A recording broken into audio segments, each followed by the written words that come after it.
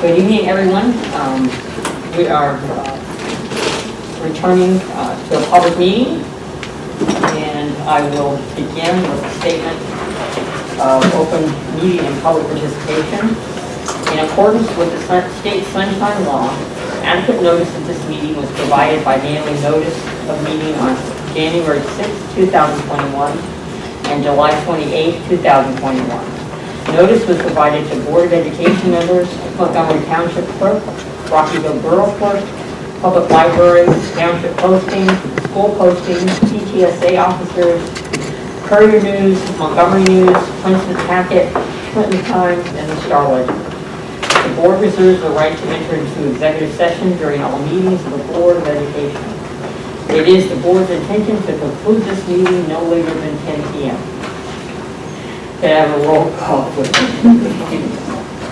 Ms. Frankelberg? Here. Ms. Harris? Mr. Morak? Here. Mr. Speck? Present. Ms. Spence-Wallace? Present. Mr. Chouari? Mr. Todd? Here. Dr. Yver? Ms. Birch? Present. I'd like to salute the flag.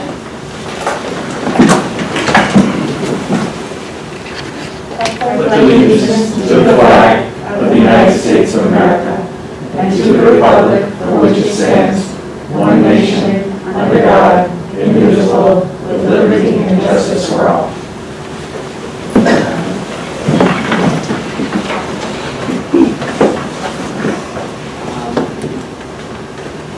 I'm going to change the agenda.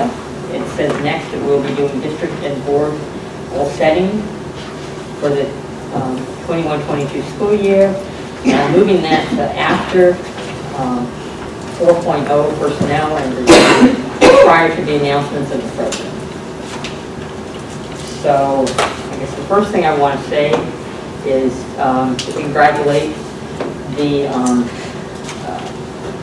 4 candidates that are now running unopposed to board seats for next year. There are three-year people: Martin Carlson, Maria Spina, and Patrick Todd. They will be our new board members for 3 years, and the 1-year position will be Rich Speck. So congratulations to all of you, and the 2 of you that are on the board already, thank you for continuing. Unless there's a huge write-in. Look forward to working with you again in the future. Next is the superintendent's report. Good evening, everyone. We are happy to approve our Director of Equity, Data, and Accountability this evening. This has been a successful collaborative effort in the district where, 1, we identified the need for the position, 2, created a job description for it, and 3, created and implemented a robust recruiting and interview process, and to finally choose our final candidate, who will be approved this evening. Second message is, as a reminder, the district is reopening in September with full-day in-person instruction. Details on masking guidelines, lunch protocols, and quarantine rules will be communicated this month. The county health departments are creating a uniform letter on guidance for the districts in the Somerset County. Upon receipt of the recommendations, we will align our procedures, school and age appropriate, and send out the communication. I hope you all had the opportunity to review and read our cultural diversity audit available on our district's website. This audit will guide us through our next steps in developing and achieving our diversity, equity, and inclusion goals. And that's all I have for this evening. Before we go to new business, I would like to announce, at least make clear that we will not be voting on any issues of hybrid tonight. Basically, the only issues we We're in person, full day instruction in person. We're just working at the details, like I said, on masking and our protocol. The CDC continues to modify their rules and regulations as of even 2 days ago.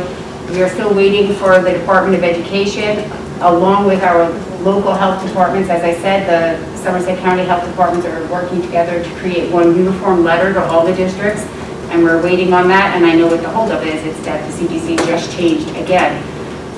So be on the lookout. We're meeting with our district leadership team in the next week and a half to solidify our plans. And we do expect, the board has talked about having a public forum of some kind to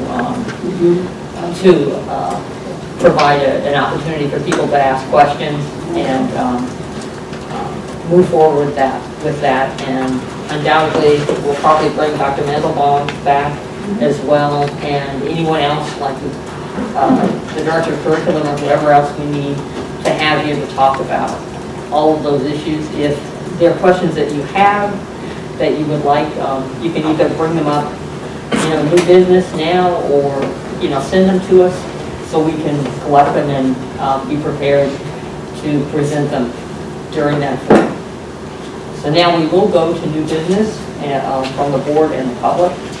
Members of the public are allotted one opportunity to bring any new business to the board for up to a maximum of 3 minutes per speaker. All comments or questions must be directed to the board president. The Board of Education welcomes and encourages input from the public.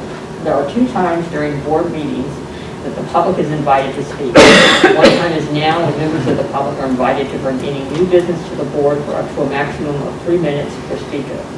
Later in the meeting, there will be a second opportunity to address the board regarding the action agenda. Before you make your comment, please state your name, address, and subject matter. Be mindful of privacy rights regarding students and board employees, and to avoid any potential liability of the part of the speaker, the board discourages references to specific individuals. While directing your comments or questions to the board president, please understand that the public comment portions of the meeting are not structured as question and answer sessions, but rather are offered an opportunity for you to share your thoughts with the board. The board president may need to refer an issue to the superintendent if the particular issue has not been handled through the appropriate chain of command with the school district before coming to the board for a response. Responses may be provided at the end of the session. However, there are times when comments and questions will require additional information gathering before a response is provided. So we will move forward. Can I ask whoever has questions or comments to please stand in front of the podium? Hi, it's me again. I brought 2 presents again. Please state your name and Yes, address. I just want to hand these out so you can get them. My name is Gabriela Zayova. I live on 523 Township Lake Road in Belmont. I'm sorry, Debbie? Gabriela. Oh, Gabrielle. So I'm here again to talk about masks. I know that you mentioned that you're gonna be following CDC guidelines, which I'm surprised to hear because last time I was here you said you were also gonna look at township numbers, and I included the first printout is from the CDC. If you see the numbers at the end, I don't know if we have to implement masks in New Jersey. I mean, look at the numbers, how low they are. And when I circled over there, it says kids 5 to 17, that's 0.000. 0 deaths of COVID since 2020. Another one is showing you, this is also from CDC, the children are largely unaffected by COVID. Infection fatality rate and hospitalization rate is 0.00002%. So this is on CDC website. So they are not largely impacted by COVID, but we are going to probably make them wear masks. I don't know why. Masks cause adverse events as headaches, migraines, dizziness, bloody nose, skin breakdown behind the ears, reduced ability to concentrate, cognitive decline, difficulty breathing and learning. There's also CDC website shows that disposable medical masks are loose-fitting devices, and they are designed to be worn by medical personnel to protect from contamination of patient wounds, and they do not protect you from influenza virus. So if they are not protecting us, why are we going to make the kids wear them? I don't understand. And I would also ask the board to show us data that provide proof that masks benefit the children physically and mentally, and that they don't cause any harm to them emotionally, mentally, and physically. If you could, board, provide that before the announcement so we can review that, that would be really appreciated. But until then, I don't see how you can force the kids to wear it if you don't show us they are safe. Like, who's gonna be responsible if something happens to them? Is the board gonna be responsible? I would like to know that. Thank you. Thank you.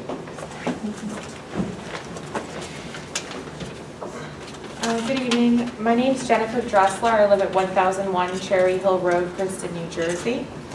I'm here just to talk about the mask with the children, similar to the person before me. Thank you again for letting me come to share my perspective. I simply come to you today as a parent. I am a graduate of Montgomery School System myself, as is my husband, and I have a son who's going into 9th grade and another one who's going into 5th. We've been in this community since we were married, since 2002, and both boys are looking very forward to this school year, of course.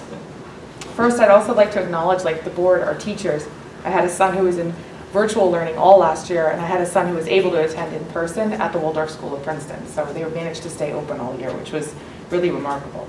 But I want to extend my sincere gratitude to the teachers and the board, because they did such a tremendous job in proactively planning to be able to be nimble in uncertain times. And it was evident to me and my family, and we want to extend our gratitude here for such a remarkable accomplishment.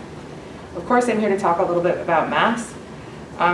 I might be in a minority here, but I really want to request that the board consider making masks optional for all staff and students and allow parents to make the choice for their own children.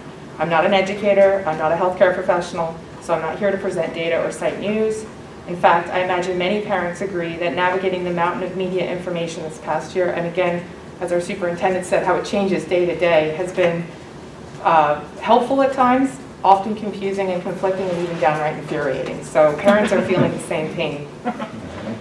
What I've observed is that some schools in the country have been able to somewhat manage allowing optional for the children and for the staff. And they seem to have done so to varying degrees successfully, to my knowledge.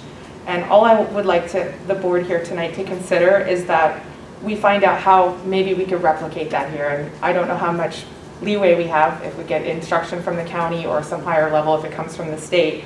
But if we can do anything in our power to see that we investigate that possibility. Because I certainly don't know what the exact answer is, but I think it's definitely worth finding out. It's also my understanding that the safety data on children being asked to wear masks for numerous hours a day. If you think about last year, we had our children in our hybrid programs, wonderful. Half days in school, masks on, it managed to work. But now we're going to a 5-day model, which we're all very excited about. But now they're going to be many, many more hours wearing the masks all day long.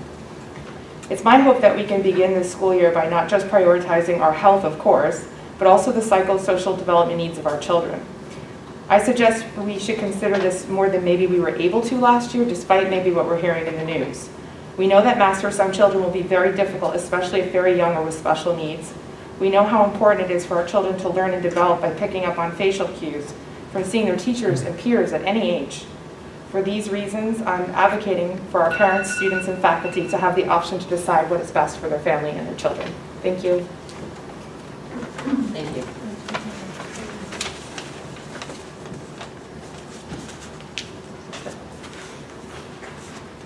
You want us to write our name down here too, or no? It says please write your name and address down here. Here, I'll make sure that's good. Thanks. Good evening, everybody. I'm Francine Pfeffer. I live at 5 Mystic Drive in Skillman. I was here a couple months ago online with my son about the Jewish holidays and the calendar. I'm back again. It's nice to see everybody in 3 dimensions instead of on a Zoom screen. I'm here, unlike those 2 women, to talk about being in favor of masking next year.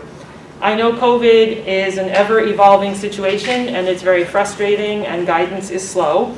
But the Delta variant is also a new factor, and with the Delta variant, I fear, even though we do have very low numbers here and a very high vaccination rate in this town, I fear that with that variant, we won't be able to keep schools open unless we use all possible mitigation strategies, including masking. This Delta variant spreads very quickly. I just heard today from my friend who was with a vaccinated friend who tested positive for COVID, so now she has to be tested too. So there are breakthroughs, and this is a much more rapidly spreading variant of COVID. Masking is not perfect. I'm fogging with glasses, and the speaker before me raised issues of people seeing things, but there are also masks that are clear for students who need to see that so that you can see around the mouth. And other states are initiating indoor masking. Louisiana just did. The CDC and the AAP strongly recommend it. So for the safety of staff, students, and the entire community to avoid community spread, I hope that you will institute a mask policy. Kids can do it. My son went to day camp for 4 weeks. He wore a mask the entire day. He only took it off to eat lunch, and it was perfectly fine. He is now at sleepaway camp, where he is also wearing a mask almost all day. They all came back negative for COVID, so now they can begin to take it off. They view them as a family, but he's been fine doing it all this time. I also would like to ask if we have considered a testing regimen. I know the Department of Health, working with the Department of Education, sent out a broadcast twice in July. They had a turnkey program for testing, and have we considered using pool testing to help spot cases? Because that has worked very well in a lot of private schools, did it last year, and it really helped them nip the cases in the bud. And I know the Department of Health does have some testing with some vendor that they talked about doing. So in conclusion, I do appreciate, I know this is one of the most frustrating things you could ever be doing, is working through COVID with ever rapid changing protocols, guidance, and all of that. But if wearing a mask allows my son to stay in school for the entire year without school opening and closing, it's well worth it, because the social and emotional benefits he gets from being with other students outweigh the disadvantages of wearing a mask. And I'm riffing off a little bit about what you said. If my son gets sick and gets COVID, he's 11 on Thursday, he can't be vaccinated. If he gets COVID, who's responsible? Thank you. Oh, I need to sign the book too. I think it's over here for you.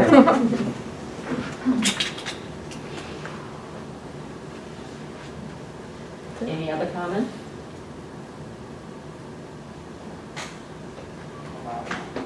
Mary, would you like to respond?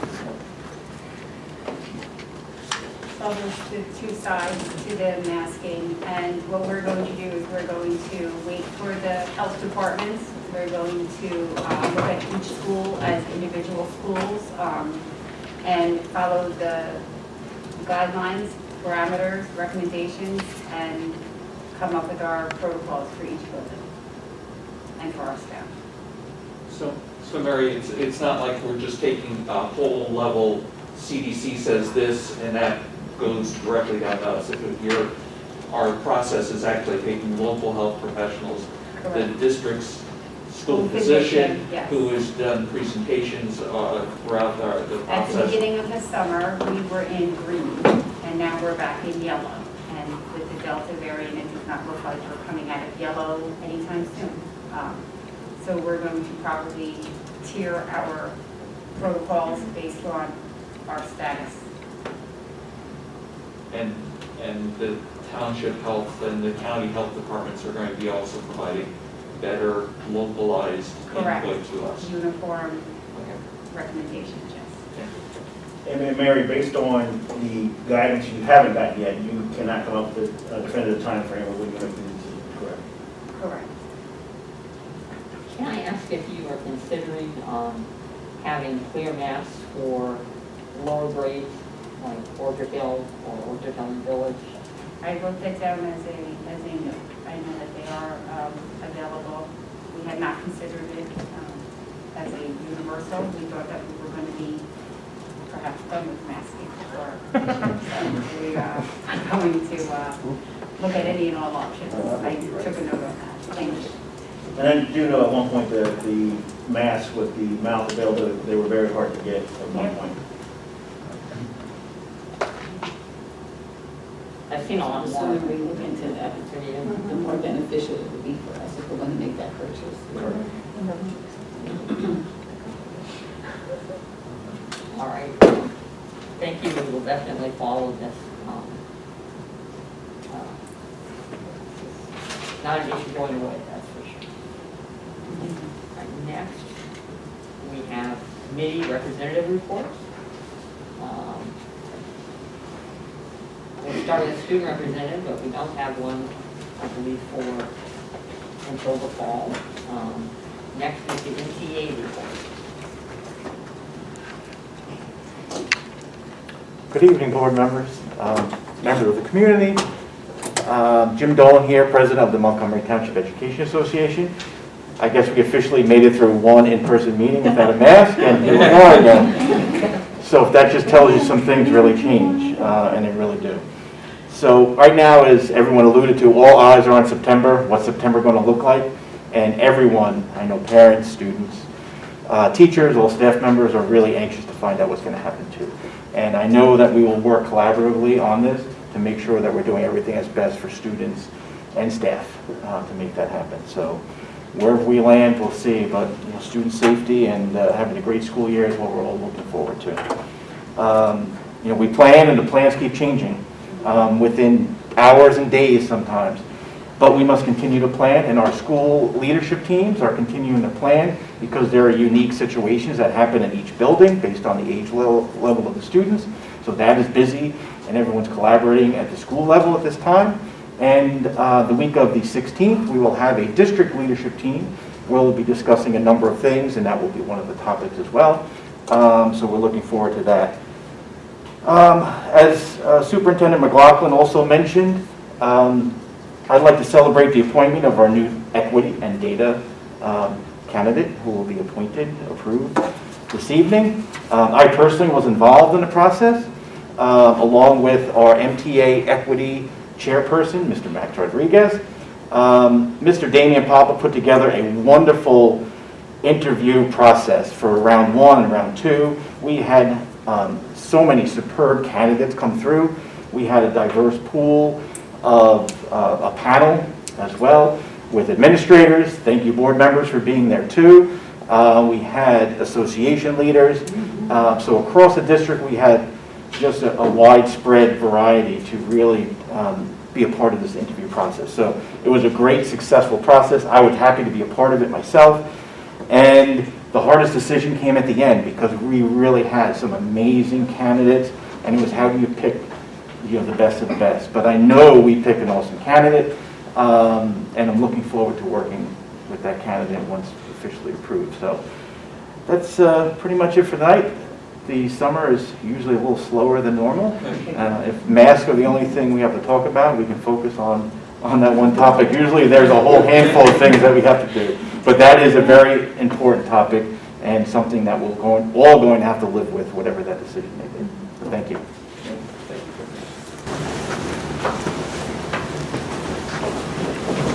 Thank you, Jim. Next, our board member delegate and representative reports. Do we have any? I'm saying since we're having, this is like a 2-week meeting, so the likelihood is we won't have much to say in any of these reports. So first we'll start with Assessment, Curriculum, and Instruction Committee.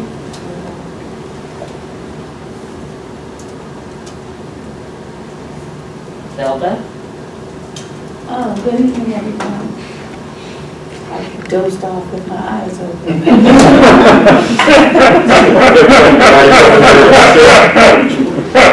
Is it Jim's? I'm here all weekend. So we have not met since June, And I reported out at the June meeting. So I believe our first meeting will take place in September. So it's at the September 2021 public board meeting that I'll be sharing the first report for this new school year. Next is the Anti-Racism and Reform Committee, ARRC. I'll speak on behalf of that. There's nothing to report, Madam President. The next meeting for AARC will be August 18th at 7 p.m. Okay. And now for Operations, Facilities, and Finance Committee. Actually, I asked Alicia. I don't believe we met. Yep, so we have no report. Our next OFF meeting is Friday, August 20th. Next is the Policy and Communications Committee. We have nothing to report at this point. Okay. And the Human Resource Committee. Nothing to report. Our meeting is in the next couple of weeks. Well, that was fast. All right, so now I have the President's report. I do have a couple of things to talk about. One is what's happened with providing food for the population that is in need of food during the summer. We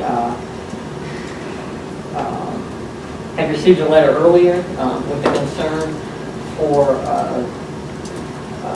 our families that needed food, and we responded. Alicia worked quite hard to create a program, and it will begin next week on Monday the 9th, where we will be what's called an SSO, and we will be making food in our kitchens, and they will be available for students. Mondays and Thursdays will be the pickups, and we will have... Excuse me, folks, Tuesday and Thursdays. I'm sorry? Tuesday and Thursdays. Oh, I apologize. Tuesday? I thought it was Monday. And I said that wrong. Tuesday and Thursdays will be pickups.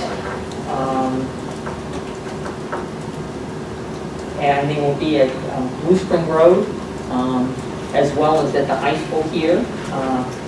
So there will be further information on this in a spotlight that is sent out on Friday. So look for those. And I just need to tell you, this took a lot of work, and there have been a lot of people behind the scenes that have made this happen. And I'm really appreciative of all of them caring for members in our community.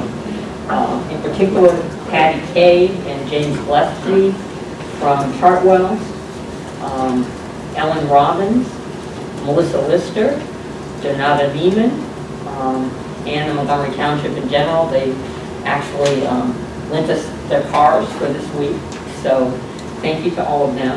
And within the school, again, Alicia, Mary, Stephen Fogarty, our attorney, Zelda and Cookie have all worked hard on this and making this happen, and we're fortunate enough to be able to get something for people, and we will be watching how this goes next week and try to make alterations if we need them, if we need more food or other ways of delivering it. We will we'll work on that. So if anybody has comments on that, please let us know. And again, thank you. It's definitely been a success. And something discussed already by a few people, we will have a new director of equity, data, and accountability. And again, I want to say that our assistant superintendent, Damian Papa, did an amazing job in creating a really fair and I want to say insightful program and process in interviewing candidates and creating a way to evaluate them. And It was extremely successful. We saw amazing candidates, and we have selected an amazing group. So again, I want to thank you, Damien, for that. Really appreciate it. So next, I'm going to go to, we're starting the correspondence to the board, and I want to read something that was sent to us by Tara Hansen, who resigned from the high school this year. She says, "Dear members of the Board of Education, thank you for the lovely retirement send-off. It was a pleasure working in Monty Schools for the past 28 years. I am proud of the work I have done with the MHS Theater program, and I'm grateful I was able to share my passion for the arts with so many students. Thank you for the gift card. I will enjoy using it on something that will remind me of Montgomery Schools. Sincerely, Tara Hansen." I want to also acknowledge the other correspondence that we've had from the board. And now are going to move on to public comments for a second time. Members of the public are allotted one opportunity to address the board regarding the action agenda for up to a maximum of 3 minutes during the period of the meeting. All comments or questions must be directed to the board president. The board president may need to refer an issue to the superintendent if the particular issue has not been handled through the appropriate chain of command within the school district before coming to the board for a response. All responses will be provided at the end of the session. Are there any comments? Seeing none, I will move forward to the action agenda. And can I get a motion to approve 1.1 as amended through 4.1 in the action agenda? So moved. Second, okay. And can we have a roll call? Ms. Franco Herman? Yes. Mr. Borak? Yes. Mr. Speck? Yes. Ms. Spence Wallace? Yes. Mr. Todd? Yes. Ms. Burge? Yes. So this is passed, and again, we would like to congratulate Stacy Young, who is now will be our Director of Equity, Data, and Accountability.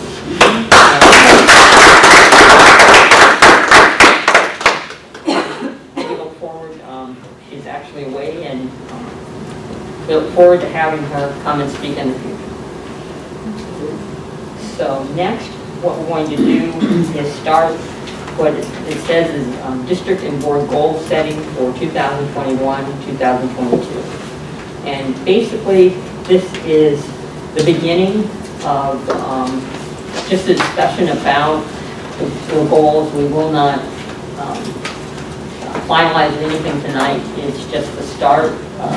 There will be a process. I'll let Mary explain what's going to happen with the district goals, and then we can talk a little about them and then move on to the board goals. So for our district goals, last year we had 4 district goals that we can continue on some of them, some of the topics. But tonight what we're looking for is for ideas to be shared for, let's call them the big buckets that we're going to identify as our focus for the upcoming school year. Then I'm going to take the information that we collect tonight, bring it to the principals, have them bring it to their school leadership teams, have them come up with more ideas, or start to take the ideas and see how they would relate to their buildings and or the district, the entire district T12. Then we're going to have, as Jim Dolan mentioned earlier, a district leadership team later in the month, where we're then going to we're all going to work together, and we have board members there, MTEA leadership, APSMT leadership, district office leadership, there to create and draft goals that then we will bring back to the August 24th meeting for approval to launch off our school year. All right, so what I'm also going to do is I'm going to ask for a motion to suspend Robert rules so we can have a more informal discussion. Can I get a motion? So moved. Second? Second. All in favor? Aye. Okay. Opposed? All right, so what we're going to do is, actually, I want to invite everybody here to feel comfortable contributing. Any ideas you have or comments you want to make on, we'll start with district goals. We have, let's see, I guess we did talk a little earlier about whether or not we think some of these goals would be worth continuing from last year. Can we move up to the, Just all the way to the top, so we have all the district Up to goals the on way the top. screen. Yep. Oh, okay, great. Here they are. So provide deeper student-teacher parent connection to allow the continued excellent academic education and emotional well-being of students regardless of mode of instruction during the COVID-19 pandemic.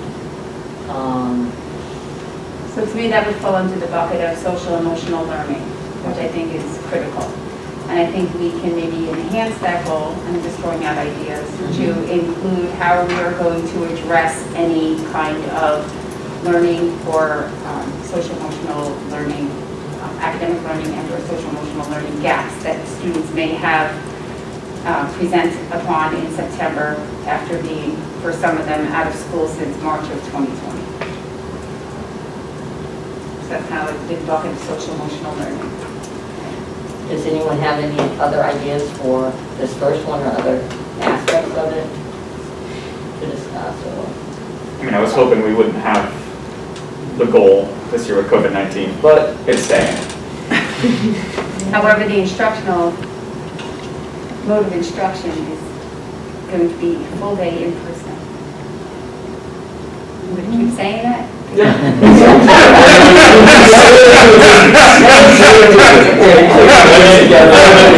the state tells us that we have to shut down, yes, I want to keep everyone in the building. All right, our goal 2.4 was revise the science curriculum and structure to reflect new developments and requirements in science. In some ways, I think we've completed it. I feel like keeping the general idea of the goal and just kind of broadening it, kind of taking a look at the curriculum throughout all parts of our curriculum, kind of trying to find trouble spots where. Under 3, can we combine 2 and 3 goal? Yeah. Because that's what I was thinking when you were referencing that earlier. And that could fall under our diversity, equity, and inclusion. Absolutely. Right. Because I would like to see in all of our core and elective content courses that we examine them and make appropriate modifications Someone had talked about throughout the school year. So, I'm sorry. no. I have bad hearing, so I'm always behind you in people talking. Also, somebody mentioned special ed, like, they wanted to. Yeah, I was also including that in the Yes. let's just try and find hot spots in our curriculum, see what can be adjusted, what we can do better. And being specific with identifying that piece with our STEM population. The question I had is, last year was extremely unusual. Hopefully, we're going to get past some of these things. But we reacted because we were forced to react both with COVID and diversity, equity, and inclusion, and those things have obviously taken a lot of time in the district, appropriately so. My question is, what would we be doing if those weren't the hot buttons that they are? In other words, where would we be looking to expand our, our academic programs, our social, emotional, are there things beyond this that we didn't do because we've been so focused on addressing the immediate needs? Are there things that... Or that we have been doing, but maybe not have been so public about it, right? So still falling under those 2 big buckets of diversity, equity, and inclusion, and the other bucket of social emotional learning. We have so many staff members, we have trainers in our trauma-informed schools, and they have done so much work, and it is embedded through our practices and through our trainings with teachers and through our discipline. And I think that would be probably more highlighted outside of COVID, that it still is in the bucket, but perhaps wasn't targeted as a goal last year.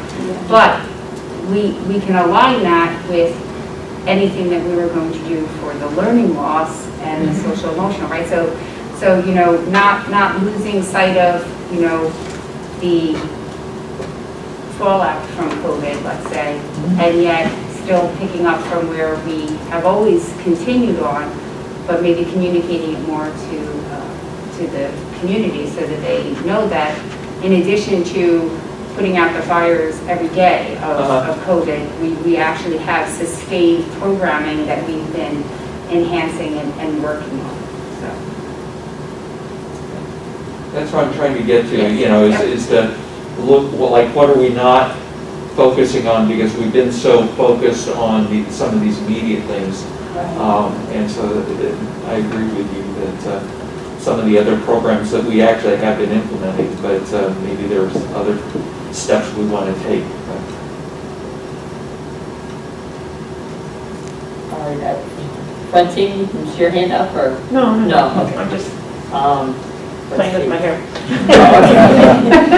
Did anyone from the public have any comments or? Yeah, any About the comments? district goals, please join. Jim, you have any comments? Yeah. Go here so everyone can see me. Jim Dolan again, president of the Montgomery Township Education Association, just in case you still need that. First of all, I think the process is awesome. I really commend you doing, you know, as Mary explained, going through the schools, having this open discussion to get it going. That way we're not creating goals in isolation, which sometimes is done or has been done, you know, in the past. That way we have better buy-in when everyone is included in the goal. I know sometimes in the past, if you ask someone where the goals were, it's, oh, they're on the website somewhere. What are they? I don't know what they are. So when you go through this process, it's actually more meaningful and you have better buy-in. One thing I do, you know, having been in the district for many, many years, I know that less goals is more. Sometimes less is more. So there's so many things that go on within our school district that, you know, almost behind the curtain and that just go on that are mandates that we're always working on regardless of whether it's a district goal or not. It has to get done through many different means.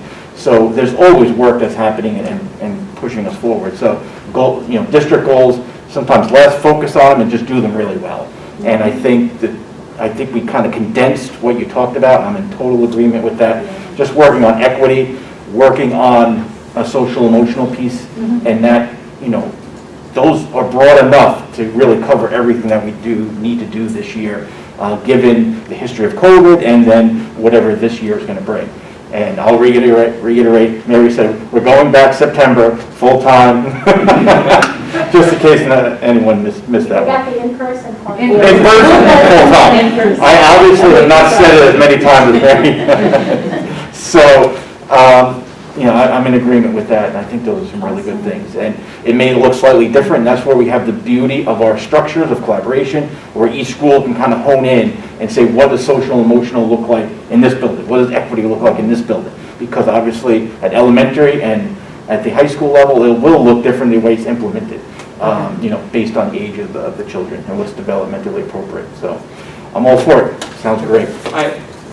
May I respond? So, well, I appreciate you, you know, your initial comment of saying that not just putting goals out there and now, you know, throwing them over the wall and, you know, now you guys have to figure out how to do it.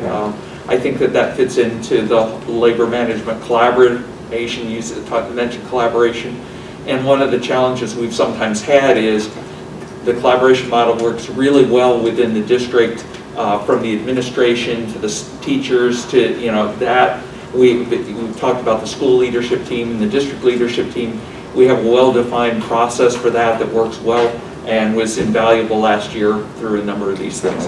One of the challenges though we've had is how does the district kind of fit into that, you know, that model? And so this is actually, I think, a demonstration of one of those ways where the board, I'm sorry, not the district, the board fits into that model. That this is kind of a way of bridging that and to do that. So I appreciate your comment. Absolutely, and it just starts out, we crawl, we walk, we run. That's the way it goes. And we did that, and I must say, and it's no way to be taken as a bad thing for the Board of Education members.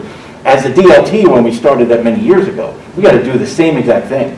We got into a room, most of us knew each other at all different levels. We had to get to know each other. We had to get a common goal that we can work towards and really build that collaborative environment. So it needs to get done that way. And you just can't, click your fingers and make it happen. So this is the way it begins, and this is authentic, and that's what we need. Thank you. I do have a question, it's just from a process question, because we're going to Jim's point of we don't want to have 18 different goals that we're going to be trying to focus on, because then you can't really focus on anything. But we do want to probably have some way of understanding, are we achieving the goal, or what are things that have happened because this was a goal we had.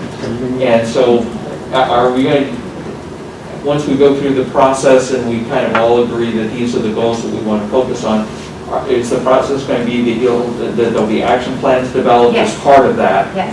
Okay. And then that's something that we can bring back to the board table periodically and have. Absolutely, yes, we will, yes. Okay. I am going to, oh, go ahead. So for the SEL and diversity, I know you're trying, I'm not sure if I heard you right, you're trying to implement it throughout, like weave it throughout different subjects.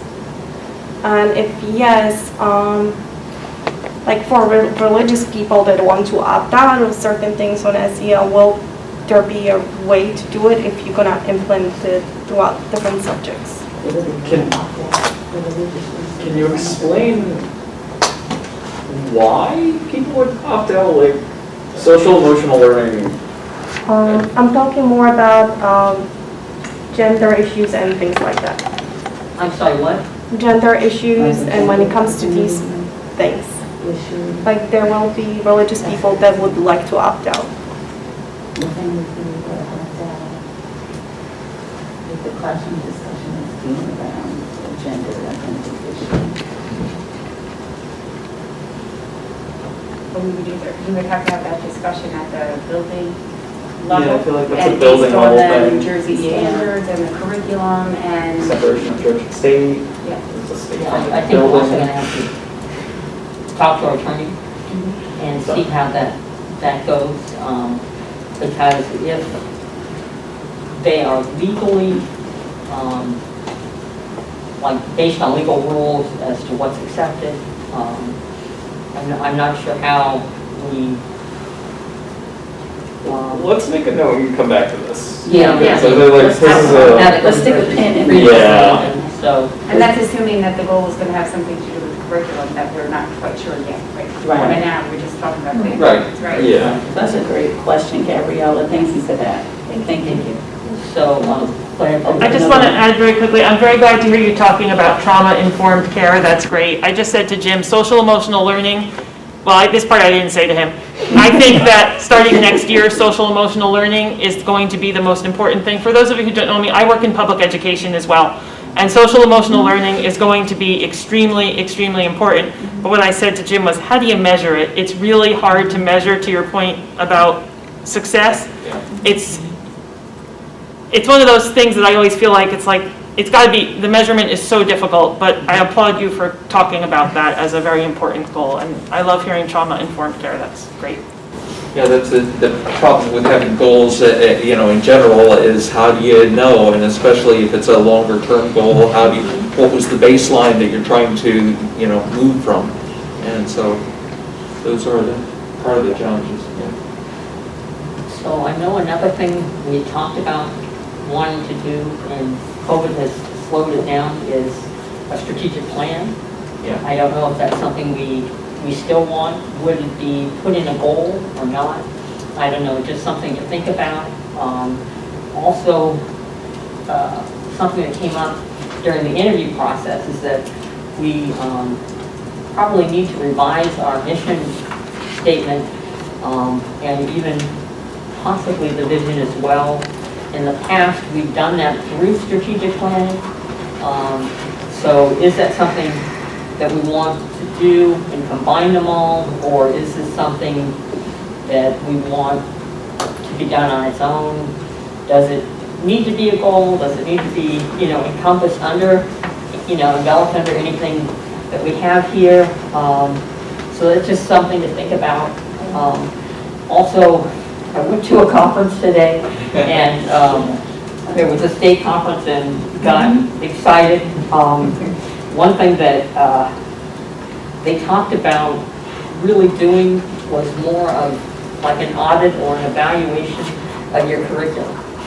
And it sounded so exciting and also important for us to really understand what's happening and how things are put together, right? So they were talking about evaluating, not only like classroom and curriculum, but also your books. Do your books reflect, what you want? Are they teaching you, in all areas of what you want learned? Are we looking, there are a lot of books that we've had since the beginning of time that we read when we were, and I'm probably the oldest sitting here, and I read them, right, in school. Yeah. Are they still, do they still have the same purpose, right? One example was like, and this one was counted, but like, is Beverly Clearly, at one time period that was sort of the type of kid that was in a school. Is that still the same type of kid or mentality? Maybe we need to find other people, or other books that are, more relating to other kids, today. So that was a great thing that came up that made me think maybe it's a big project we should think about. And how I'm happy to share, we've already started that project this year, right? So there's Okay. some things No, we that- started part of it, Yes, yeah. and not even just this year, we have started it, right? With the audit of not only the resources available to kids, but making sure that they are, we want all people to feel included and in this environment. So we make sure that age appropriately and reading level appropriate in the lower grades, we have a variety of books that cover any and all topics for students to explore, read, and feel a part of the community in the school.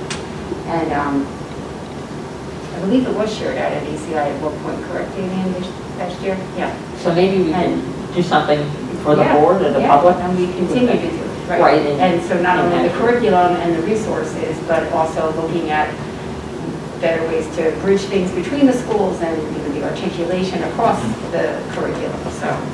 So, one thing that was talked about was like maybe also, then just maybe new questions that could be asked for books that might change how we view things too, which I thought was interesting. And one thing they said was that with like our mission statements,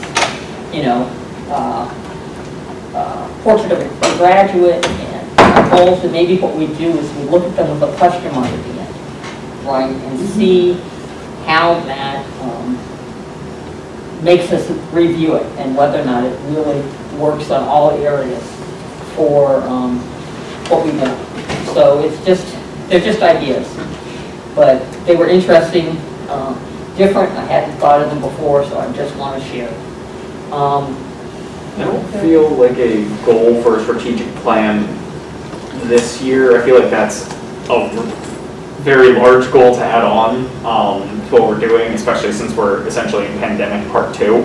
So we might want to use this year to kind of get the data and start looking at the problem areas. And then that can work into how we build a strategic plan in the following year. And that might be a board goal, right? The board goal is Yeah. to create the outline for a strategic plan, because the strategic plan in the future will be what creates the district goals for the next couple of years, right? Depending on, so that, like we were talking about buckets tonight, the buckets would remain the same, but the assessments the targeted areas underneath might change. The big focus on the bigger buckets. Okay.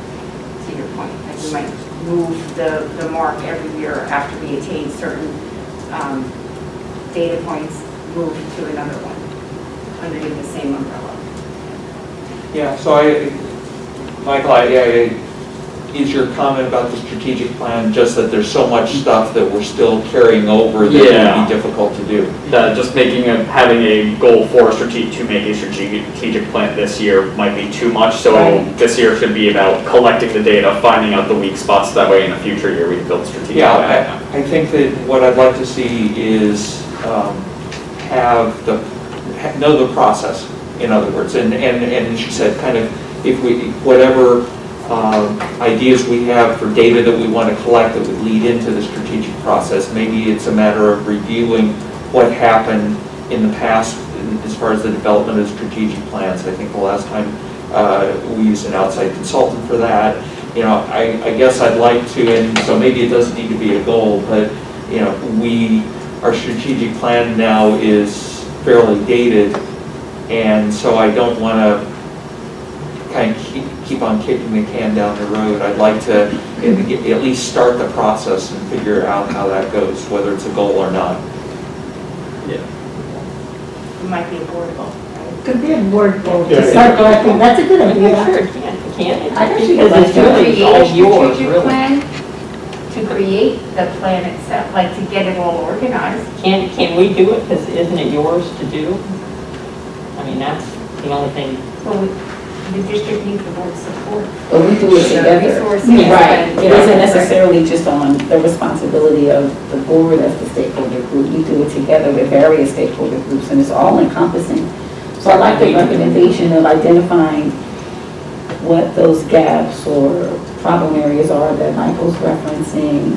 And then that will help us determine the types of data that we need to collect and examine and look at, right? And set the stage for part one, right? Because our strategic plan is going to wrap around addressing what we identified, all of the stakeholder groups, what they identified as those priority areas to address for improvement. That's the purpose of the strategic plan, right? And it is a process over time, so we can all familiarize ourselves with the process, right? You know, it can even be a part of our board goal to at least have or create those opportunities where those various stakeholders can assist us with identifying what those priority areas are that we need to address as a district. Okay, so that would be a first start for 2021, right? That makes sense and it's reasonable, right? Because it's so comprehensive, right? And it's so laborious, you know, developing a quality strategic plan. All right, now, what happened in the interview process for the Director of Equity is equity data and assessment. Accountability. Sorry. Was that we do not have anything regarding equity or diversity in our mission statement. And it was stated that that is really important. If that is something that is of value to us as a school district, it should be in our mission. So I don't know if we can wait like 2 years to have that in our strategic plan. So we need to think about if we want to put the mission or both mission and vision out again for everyone to have, you know, some conversation with that. Maybe we do that separate from the strategic plan. Yeah. Sometimes it's folded into it, but this is different. Yeah, you can, that could be done separately, Phyllis, absolutely. All right, so I don't know, we can think about that as a board goal too, maybe, or even if it's not a board goal, it's something we'll. That's something we could just do. There's something that needs to be done. That's something that we just do. Right. All right. Our goal is free. So, I sort of want to ask everybody here, because we don't get this opportunity to talk to, you know, Yeah, this is great. in this free manner.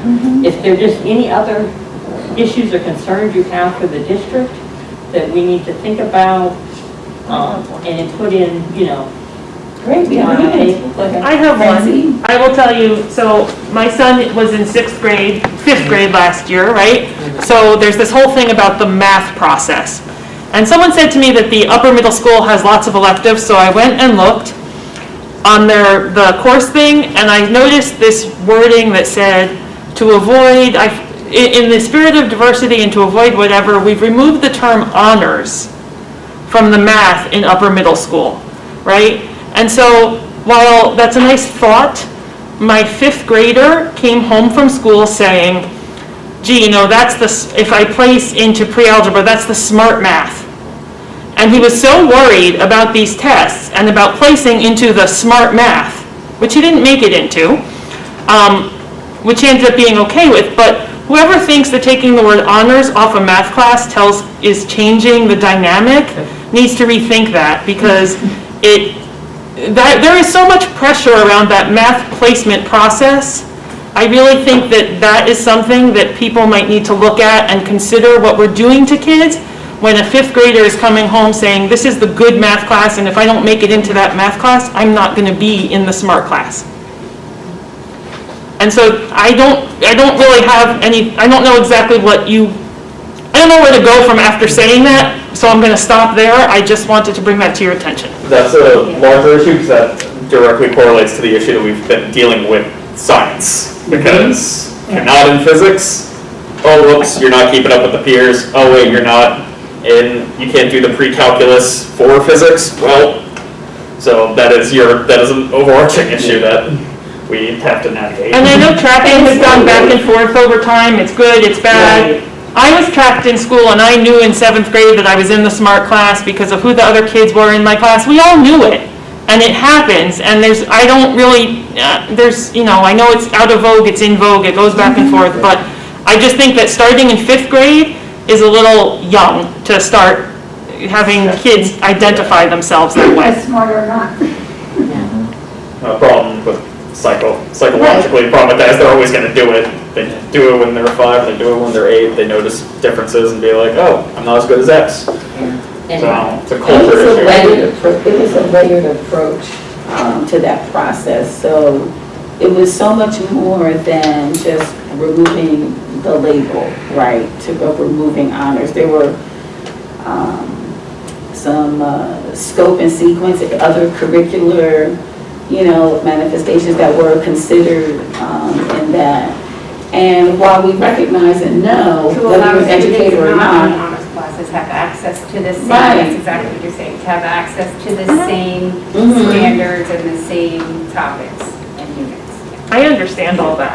I'm just telling you how it looked to my child. yeah, how he, Just for through the example- 5th grader lens, how he A processed 5th grade that. lens, when you start having them take that test in 5th grade and start reviewing for it even, like you send the review home and you send the letter home and there's all this pressure on it, which was probably self-imposed, I don't really know I doubt that pressure came from his teachers, but, And just so you know too, I've been reading, those honors titles are being removed from classes around the country. I mean, it's a trend. As a board member and not as the president, I really wish that we didn't track as early, or even at all. I think that people really have the ability to learn a lot more, especially in math, and you get limited if like I always think of that stand and deliver. Those kids may not have known basic algebraic concepts, but they knew calculus, right? So there's just so many opportunities and abilities for a person to learn. And I'm hoping we can figure out a way to not limit anybody in math or any of these things. And at least that's an idea I have or would love as a board member, but I don't control anything. It's just, I share that. so. For me, just me specifically as an individual, I'm not a math teacher, I'm a social studies teacher. So the idea for math tracking for me makes sense because I remember, being in middle school, and as soon as they introduced the alphabet into a math equation, I had no idea what was going on. So real, like, yeah, no, the tracking made sense. I needed the lower level because I had no idea what was going on at some points. But I think that's the thing, right? We use terms to identify your inadequacy, because you just said, I need to be in the low aptitude. I need to be in the lower math because I can't. Maybe we don't use those terms so that kids don't feel uncomfortable that they're not as good as, you know, John, because John is in the class with the alphabet, you know? John's in geometry in 5th grade. I guess as a peer, I love math, so I have to say that to begin with, but like, I used to tutor, you know, my peers, and I bet you in a couple of hours at the most, you know, I would have been able to convince you or help you understand all those letters. Oh yeah, like the ability is in every single child. I'm just saying, I'm just proving my own personal experience of, I remember I needed as a teacher to hit the brakes like everyone in class. 2 variables. All right, I'm sorry, I jumped off totally in another way. Is there any other comments or ideas that one of you have that you'd like to contribute? So, the comment that was made kind of triggered something on me. In the diversity and equity report that we had, one of the areas that was looked at in the student population was the question, I feel a sense of community and belonging. And what was found was that up to a certain level, through lower middle school, 80+% of the kids said, I agree, I do. And as you went up into the high school, into the upper middle school and the high school area, it dropped. And, you know, this is more of a philosophical thing, I'm not sure it's a goal thing, but it's a concerning one. And, you know, so when we talk about the social emotional learning or the environment that we're providing in our schools, you know, it may just be that's the way it is because Montgomery is a competitive place that, you know, and you know, at the same time we hear parents say that how come our kids aren't getting into school X, Y, and Z, you know, so it's not something that we're going to be able to wave a magic wand over, but I just wanted to, since we're kind of talking in general about these things, I wanted to raise that up as something that was concerning, and I don't know how to address it, but it would be great if there were some things we could do to make at least people feel that, yeah, maybe we're all being tested. Let me stop there. Made my point. Any other comments? No? Okay, all right, then I'm going to, we will take this and add this to your pile. And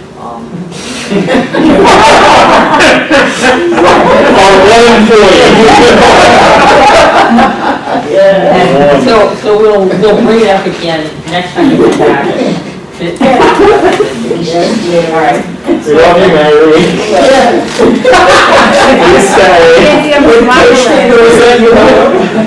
She's smiling. All right, so now we'll move to board goals. And I discussed this earlier, and I need to let the public know we have done our self-evaluation. However, it needs to be redacted. It has to go through a review by the attorney, and we will most likely discuss this at our next board meeting. At least we'll be able to present it to the public. Right now, the only thing we can present and to talk about, let me see if I can follow here we go. We're going to discuss the things that we put down as our challenges or, you know, in general, and the things that we thought required additional focus. So first I should thank everybody who filled out the forms, and some of you did it in a time crunch, and we really appreciate that. Thank you for the reminder. I'm sorry? Thank Thank you very much. All right, so I don't want to read these all, I feel like it's, elementary school, but would someone like to read the first three that are listed here? Rich? Sure, since they were mine. The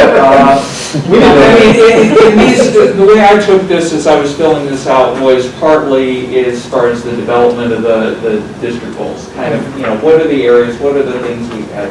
And so I kind of broke it down into, and we talked about a lot of this. The first one was really kind of, how are we going to move forward? What are we going to do to remediate any issues that came up as of last year? How are we going to, kind of get back into and incorporate those? It also had a question more for the administration of, we had to react in certain ways. So we're using a lot of, at least my understanding is, software programs that we hadn't used before. Is that a kind of true statement? That as part of, because of the hybrid mode, that we had resources that were used to help facilitate that process. So my question is, are there anything that we had as a new practice because it was forced upon us that actually is like, yeah, maybe we could use that on an ongoing basis? Yes. Is there- And so that was the kind of, the additional kind of wrinkle that I tried to throw in there. The next one is partly getting to the strategic plan, and we've talked about that, and so, it's going through a stage, and as Michael was saying, we're not going to try and do everything right now. And then the third one was really from a board standpoint. We have 6 members that have served less than a year, or maybe it's down to 5 now, because Christine has actually passed that anniversary, but I think there's some advantage of having continuity on the board, and so the things we can do with new board members coming on to make sure that they're, brought into the process. It was very difficult this year because we weren't in person, but I think it's important that we have a board that works together well, works the administration well, and so that's just kind of where I was going with those. Well, I'm embarrassed to say, I had no idea that was your response, so I just thought we were talking, so I apologize for that. Nothing to apologize for, it's fine either way. For it to work that way. And now that you're saying this, I'm seeing these as, I guess I want you also to look at them as we're going through this. That's probably a better idea. Right, but you're right, this is more board-like and generalized, not board, but district issues that we have. So is there anything I should ask that in looking at these that you think might be worth putting in a board goal? Probably number 2. Number 2? No, that's fine. You mean of the ones that he mentioned? Yeah. Okay. And I want to expand it beyond just the 3 he did, but to all of them. Yeah. Okay. And So- anything else we see in here. Right. So, a comprehensive assessment, and that's sort of what we were talking about before. I think if you read through some of these, number 2 kind of hits some points to some degree of the other priorities that are listed down here. Like addressing the needs of special education community, they're marked here twice. That can be like a comprehensive assessment of our district, including that. So there are items in here that can hit those, that particular priority number 2.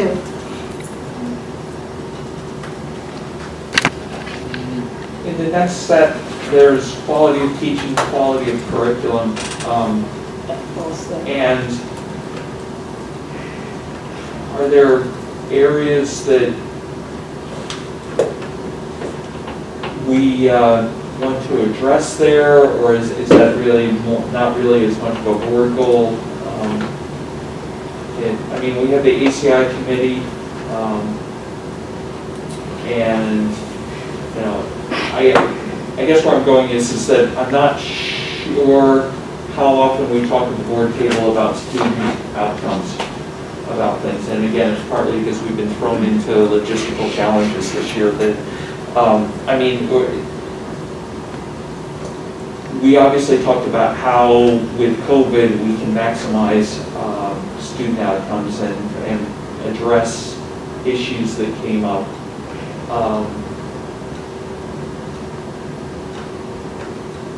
But how are we assessing things now is I guess where I'm partly at. And COVID, the state assessments got suspended, but how are we assessing things and are we presenting that at the board table so the community can see it adequately?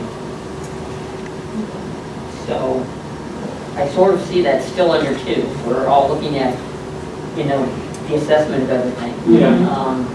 So I think you're right. So, The assessment of our student. so let's put that as one of our buckets. Right. Right? And is there anything else out of there that, I mean, I think we definitely have things for social emotional, but we have that happening, talked about new director and how we'll look at data around there. I'm curious, Alicia, as to what your thoughts are around, because I've been reading that over and over. Finance, township not growing enough to keep up with yearly increasing budget. So I'm reading growing as readables. Mhm. I'm not sure when I read that, honestly, Zelda, my first question was what was meant by growing. So I turned it to be readables. But that's largely out of our Board of Education's purview. We're talking about the finance then conflicting and I don't have 3? Yes, That's me.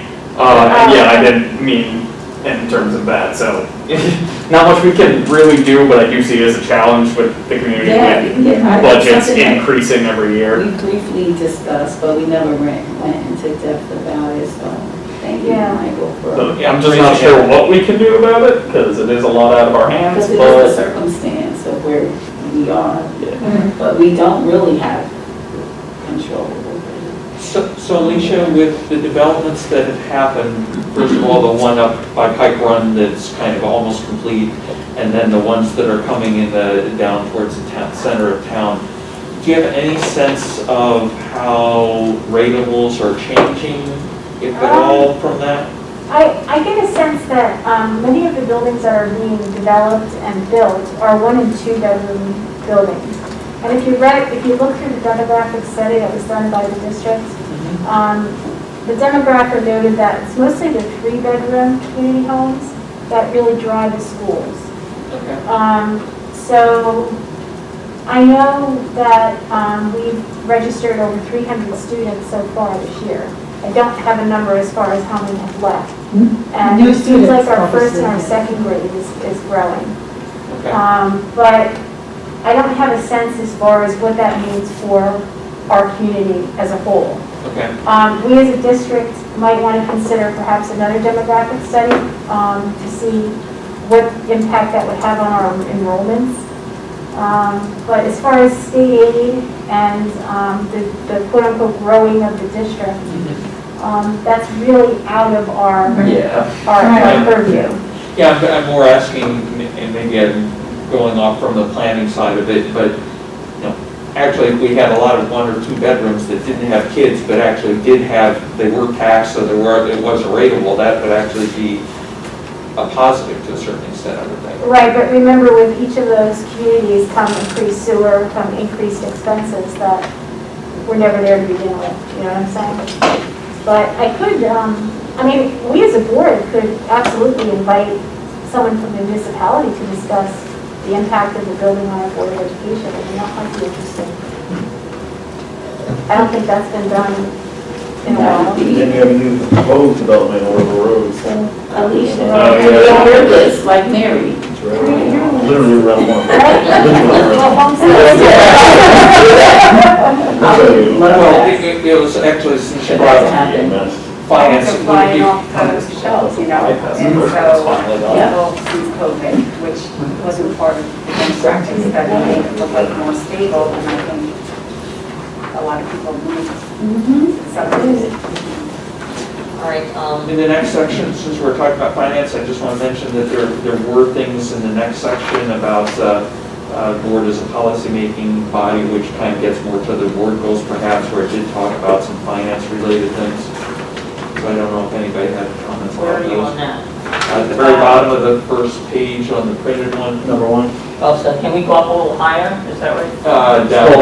Scroll down. I see financial governance, Yeah, it's, finances impact. there. Understanding finance budget for all board members, not just OFF members. Yeah, that's where. Where's Sharif when you need him? That's you, Michael, again? You know, that's what I. No, that's not me. Oh, okay.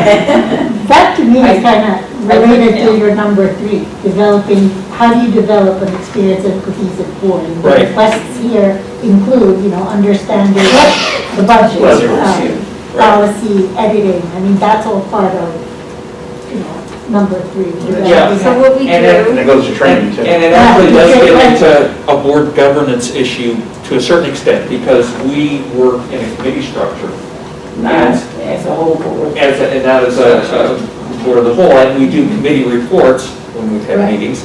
But to your point, like, you may not, because you're not on OFF, you don't have the background discussion all the way. Right. Now, we've opened it up so that all board members have access to the materials that before the meeting, so to try to facilitate that, but it also makes it a little harder, just like I have, since I'm not on ACI, so I have questions about, you know, how do we know how we're doing and stuff, and that is a challenge, and so I don't know if there's a way we can restructure our committee reports or restructure something to try to address that. You know, How do you- I was actually thinking of more like, we've been trying to create a system, right? And I was thinking of, you know, more of a system of internal training, you know, so that we combine all of this stuff. I mean, we've been talking about, and you've been working on creating something for new board members, also creating a repository so that all board members have access to things. And I think we probably need to set up stuff in general, like so that we have maybe a training by Alicia on all of the financial reports so that everybody gets to learn, you know, really what we need to look for in all of the reports that we get. Why do we get them, and what do Why they do we mean? get them? And Yeah. Phyllis, don't forget, Our so funding, in what the budget fall, when looks like. we're creating, Right. when each department creates their budget, they do share with their committee. What happened was, you know, most members are new come January, so they missed it, that all happened in the fall. So like Damien shared with ACI, this was, like last year, this was our number for supplies, let's say, this is it for next year. Professional development is increasing, this is decreasing, and that as part of the committee was shared so that they had a quick overview of the resources, let's say, that were tied to that committee, and also a minute of the grander budget specific to ACI. HRC did the same thing. Right. And so we're going to continue that practice as well because, and if we need support, I'm sure Alicia could pop in and help us explain it if people needed more support than that. But I like that structure, and this will be the first fall that we go through that with the newer board members. What was really interesting is I did talk to Gwen Thornton about this, and because I really still didn't feel like I understood the board stuff, because if you just tell me resources, that haven't told me, you know, like, are you hiring new people? Are you not? You know, how are you moving your money around? What are your priorities within that? And she had come up with a lot of questions, and I don't have them with me now, unfortunately. But I think we as a board also have to learn to ask the right questions, right? So that we know, like, there's a way to ask a question to understand if you have decided to get rid of a position, right? And what your priorities and values have changed in how you're creating your budget for each of these different groups and schools. And we need to learn how to ask better questions. Because we're not getting those type of answers to understand. Like, I didn't understand, the whole thing that really confused me was about something that we went through before was the coordinator or whatever it is for athletic people, right? Because I couldn't understand how, if we put in our budget an amount, right? How it now is being transferred into the union's budget, right? Because I thought it should have been just paid for directly since we had put it in our budget, because that was separate than the budget we had created for the stipends, right? And I could never figure it out, right? I wasn't asking it right, but I couldn't figure it out. And if it had been said in that way initially in how we had done it when we created the budget, then I would have understood it and we would have discussed it that way. So it didn't come up, we Right, it came up as an HR addition. Right, because if it had come out that way, I would have said, okay, now I understand it, right? Right. But I couldn't understand it later. So I think we really need to figure out how to ask better questions. And I think that we probably need to be trained, spend more time thinking about those things as well, so that we know how to ask them. Because there's so many times, I'm in these committees, but I hear something, but I don't understand the specifics or how that works, the workings of it, or why you've decided to only hire one person and not two, or that, you decided to take away money for supplies or whatever. Let me play devil's advocate. Okay. And I, as the board, we want to understand what's happening from a strategic standpoint. And I mean, what I don't want to do is get to, so each committee meeting becomes a question and answer about why line 16 has this number on it. I mean, I want us to concentrate on big things and make sure that we're doing the right things from a process-wise and from especially on the OFF side, and that we're looking at student outcomes on the academic side. I don't want to ask so many questions that we're getting very down in details that as the board, it's not necessarily our responsibility. Well, what was And partly it's a time management thing also, because I think we have a tendency that some of the committee meetings run on. And I think sometimes it's interesting and we're curious, and so we ask questions, but I'm not sure that we're asking a question about, like a why question I like. Why are we doing something? But getting down to a specific line item, sometimes I think maybe going too far. Well, what's interesting to me is that, this was actually came to me by our field rep, right? And said that we weren't asking the right questions. Yeah. Right? And that we should have been asking these questions. I wouldn't say they go down to the line item, right? I'm giving an example, I guess, maybe of what I had in my head. Yeah, no, I work right.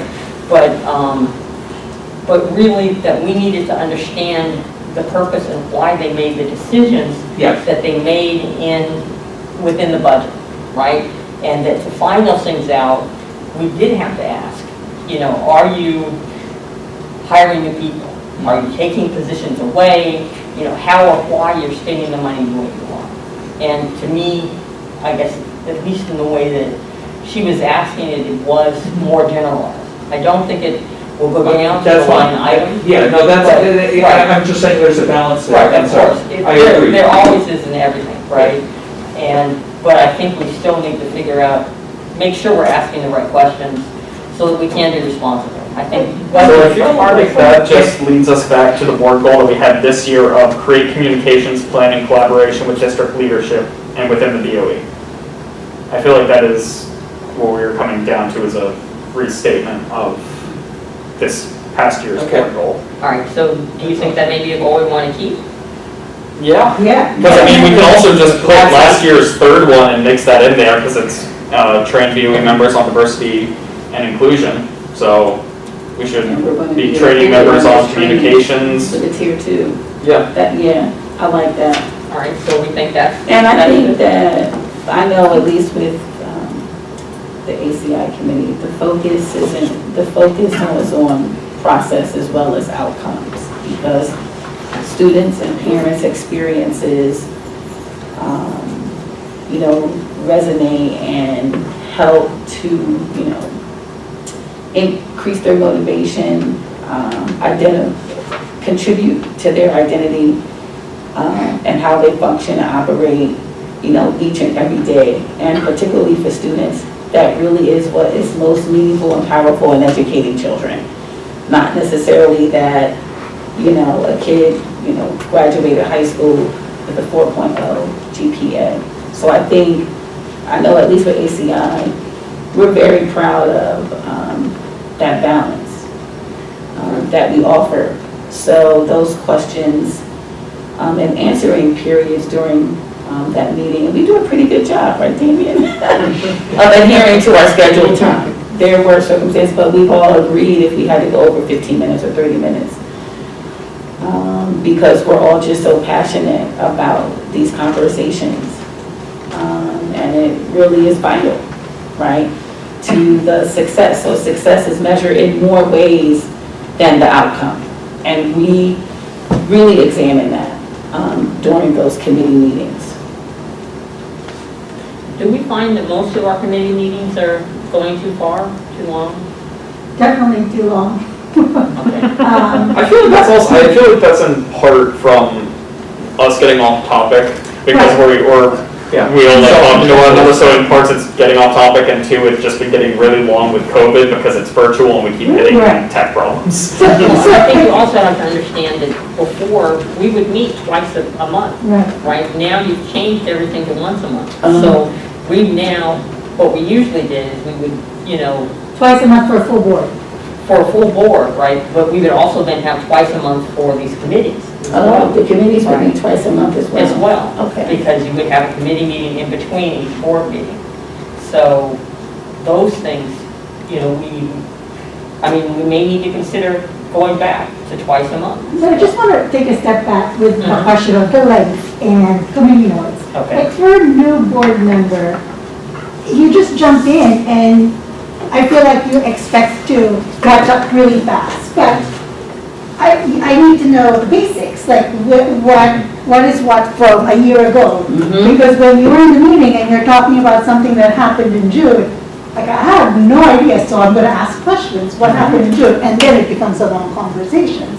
So I don't know if there's a way. We're going to have 2 new board members starting in January. If there's a way for them, other than attending those meetings, to be given some sort of cheat sheet of what to expect in these committee meetings, regardless of whether they're going to be in it or not. Just to give them an idea of what's been done for that whole year, what do they expect jumping in for the next year. So they're kind of prepared and not, fumbling around, trying to ask questions and trying to rush and figure out where they are. And that kind of speaks to Phyllis, perhaps even what you were referencing with that system of internal training. Like, if that process can begin definitely prior to the reorganization meeting in January, I think that would be extremely helpful for new board members, and it would have definitely been helpful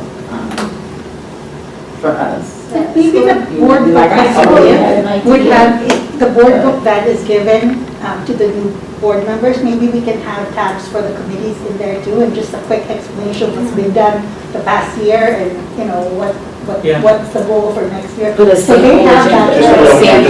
sample agenda, sample report. After being sworn in, you have access to the previous committee Right. agendas. Right.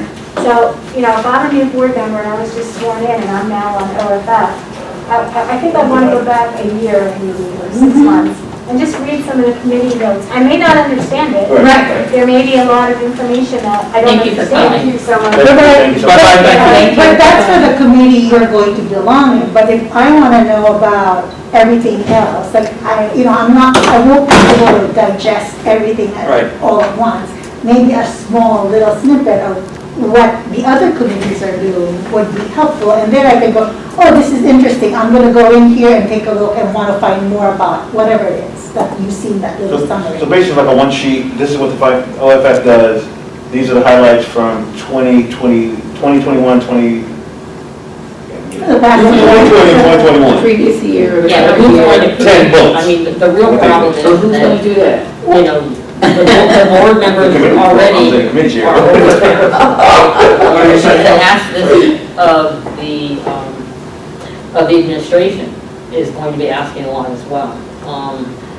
So, I mean, what I can do, right, and what I did last year was I asked all the board chairs to write that stuff down, and I didn't get it from anyone. So, maybe if we can start thinking about it now, you'll be able to write it down. All board chairs can think about it now. We can start to write it down. And I guess that we want to ask. Should we though, actually have, well, two thoughts. One is for the four here plus Antoine and who else is Christina. new, maybe we can reflect on the training we got and what we would want to have had that we didn't. Right, And Alicia did a great job of putting together the notebook that had all sorts of things, including the committee charters, and it had the school board's reference material and a lot of good things in it. But, so another thought is, should we have as part of that training a period of time where the board chairman actually come in? But like the prior year's board chairs come in for 15 minutes or 20 minutes or half hour or however long we think it is, and talk about, rather than writing it down, because if it's written down, my problem is I'm going to have questions. And if we, that's. so if there was something on the agenda for the training of the new board members that maybe broke it down and to say, like, this is my committee, and whether you're on it or not, these are the important things that this committee is responsible for and the issues that we looked at last year. Yeah, I mean, I think also you all, had a challenge because you didn't have access to any of the trainings that, typically are given to first years to help in this process as well. And, that's definitely made it a lot harder for you all because there are other questions in general that, you would have answered in those situations.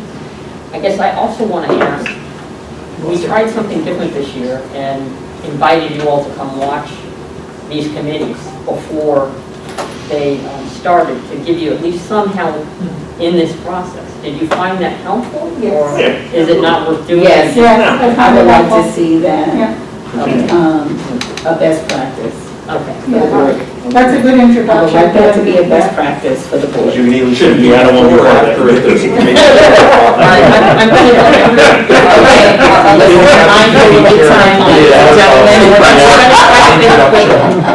so our goal in the past was provide time out. And then invite them out to a committee meeting with that. All right, are you ready? Okay, so that's, our goal too was provide timely and effective feedback to members, especially new members, including roles and responsibilities. Is that something that we still want to keep, or? Yeah. Okay. And then the last one was train Board of Education members on diversity and inclusion. Which I think when we talked about before was merging with number one. Right, you were, Okay. All right, so, and that's in place, so if we had a bucket of the communications, effective feedback to members, and maybe a system of internal training, do you think those would be good buckets for us? Are there other things that you all think of that we need to really work on?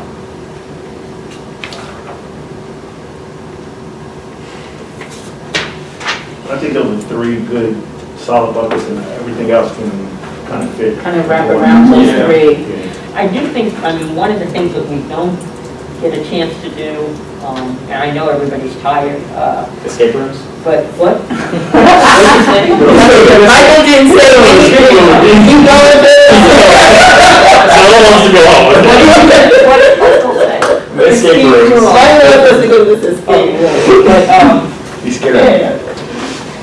but like, you know, what types of things we want, you know, or ideas that we have for the future, or, you know, what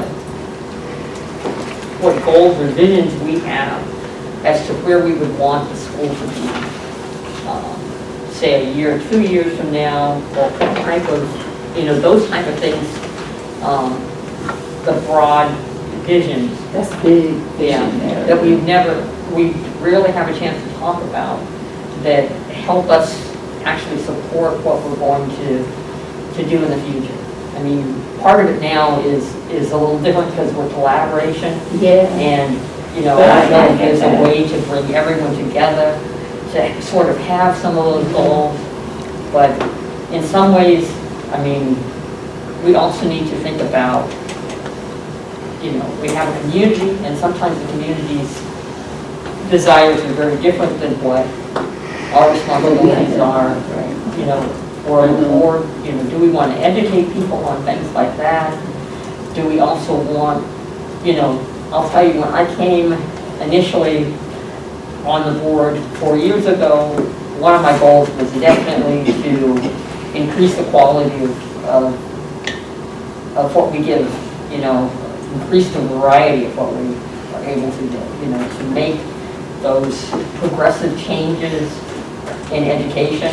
I mean, that's why I wanted the board to vote and get rid of all tests, like, you know, so that at least I'll stand by the tests. We became a test optional district. Right, you know, but you know what I'm saying? Imagine that. I think these meetings could go for 4 hours Forever, right, longer. but I mean, we've never had those opportunities for us to talk about. We could talk about these types of big vision things, Phyllis, when we decide to meet, to build on our trust and relationships and Right. getting to know each other. So, We can engage in those conversations at that time. so would you all be willing to do something like that? Yes. And Phyllis, I just want to add too, I think we are finally on the right path to accomplishing that, and what I mean by that is, and it's no secret in this town, that this board, and I'll use this word, and it's probably not the right word, but has been, or was dysfunctional because of the turnover. And I think we're on the right path because we're starting to get some consistency. We have two board members that are running again for election. So this time we'll have 2 new board members instead of 6. So I think that's very important to have a consistent board. You know, our ideas align with each other, we get to know each other, we trust each other, and just that simple little thing right there will go a long way in this district and this town. Okay. So, do we think we have our buckets and can work from there? Yes. Yeah, I'd like to see them and think about it a little bit probably, but so have you been taking notes, or are we So, watching on could video, you or? just recap what our buckets are? Yeah. Just so we're on the That's same where I'm page. kind of at, you know, and I don't need to write this minute necessarily if it's easier later. Yeah, you're gonna wanna process it. One was sort of combined, goal 1 and 3, where we're creating a communication plan of collaboration with district leadership and within the Board of Education, and that would include training Board of Ed members on diversity and inclusion. And so those are last year's goals that we're modifying, right? Yeah. Um, We're keeping, or we, something along the lines of providing timely and effective feedback to members, especially new ones, including roles and responsibilities. Now, I have another one here, which, so then that makes 4 buckets, which was more of a comprehensive assessment, you know, on the district that, you know, included like student outcomes, special ed, you know, things like that. So it was more of, you know, evaluation of, or review of our success or outcomes, basically. And the other thing was a system of internal training.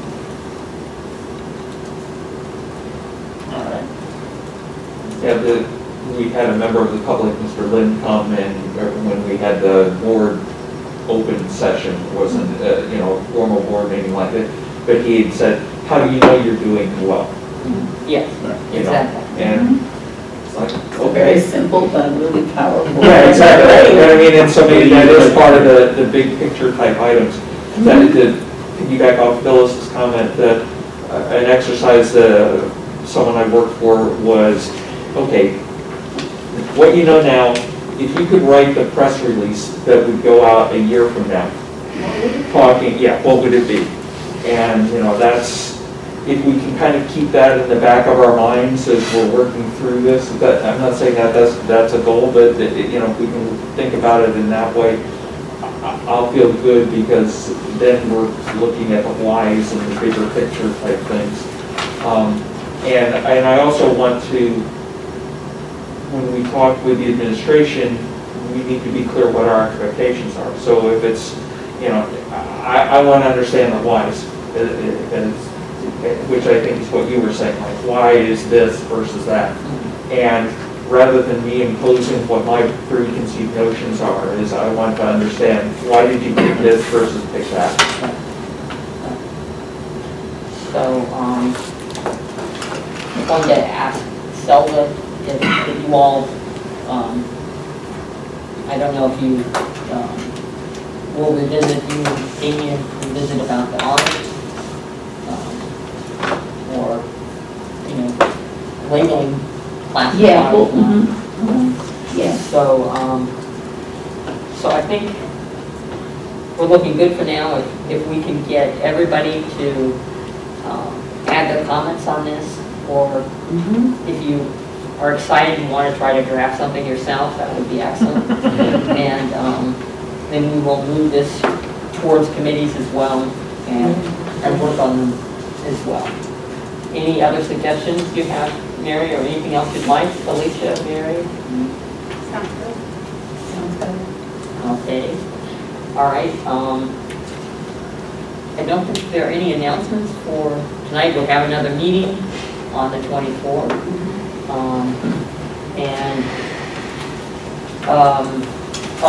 And next, on the 26th, I guess, 24th? 24. The 24th, you probably won't see Patrick, it's his birthday. So, Happy birthday to you, happy birthday to you, dear Patrick, happy birthday. Well, then I want to sing that, you'll just have to rewatch it. and also, everyone needs to be kind to Zelda. She got hit by a car yesterday. Why You know, and she. I did. Yeah. I was out running yesterday and I was struck by a car. I couldn't believe it. And I kept running, like, what is wrong with me? Oh, gee. But I'm fine. Yes. Well, Yes. Wait, did you hit the car, or did you car? I had the incident a few years ago. No, I was running and I run with the flow of traffic and the car, the passenger side, rear view mirror, just struck me, my arm. It was just timing. I was like this and it was going like 45 and it just hit me. Like I have this contusion because it hit me right here. Did you go to the doctor yet? I did. Okay. Yeah, took x-rays, nothing was broken or fractured. Did he stop? He did. No. Yeah, he did. He took me to the hospital. He was very attentive and kind. Okay. And it was great because I said, there are angels here on earth. He was very sweet. It and was, then had to be in Monty, resident then. Yes. So, we also are going to have to think about the convocation. Yeah. That'll be coming up. Also, think about attending the CWA initial opening as well. So we'll work on those and send those things out. If you have other ideas of things that we should, you know, get involved with, please bring them up so that we start this year off right. So at the last board meeting, I was asked to follow up with NCPAC to get some more details in response to the emails they've been sending in June and July. So I did meet with them and I have a clearer picture Right, so I'll be sending an email first to all the board members and Mary and Damien about that conversation. Then I'd like to ask, 5 or 10 minutes on our executive session for the 24th, so that I can share out with each of you what that conversation was like and what their request is, and what is driving that request. And I'll speak with you and Mary about it too, between that time. Okay, great. Thank you. And we will Yeah, I'd be, like to get Mhm. the administration's kind of comments. Yeah, we had a really productive, insightful conversation. It was great. and we will be working on our evaluations at the next meeting. So it may be a long meeting. I want to do that time. Right, so we may need to come really early for, Ooh, yeah. On the 24th. so Patrick's like we'll have to that. talk about it.